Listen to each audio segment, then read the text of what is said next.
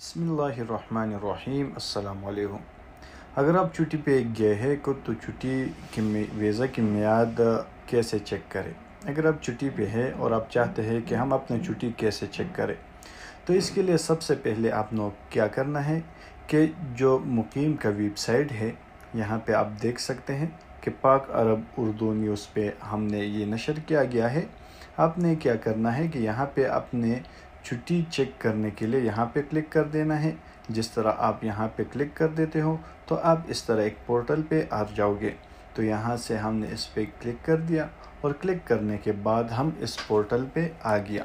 ابھی یہ تھوڑا بفرنگ کریں گے اور اس کے بعد یہ کھل جائے گا۔ جیسے یہ کھل گیا ہے تو یہاں پہ ہم نے اس کے لیے سلیکشن کرنا ہے۔ تو سلیکشن کیا ہوگا کہ ادھر یہ مختلف چیزیں آپ کو دے رہا ہے۔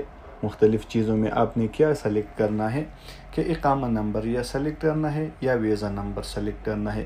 اگر میں نے اقامہ نمبر سلیکٹ کیا تو یہاں پہ ہم نے اس کو کلک کر دیں گے اور یہاں پہ ایک اقامی نمبر ہمارے پاس موجود ہے، ہم نے وہ ڈال دیا۔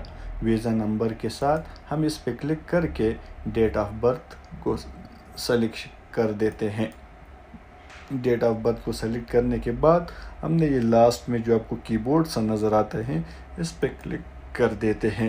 یہاں سے ہم نے ابھی اس کا جو ڈیٹ آف برتھ ہے جو آپ کے اقامے میں وہ ڈال دینا ہے۔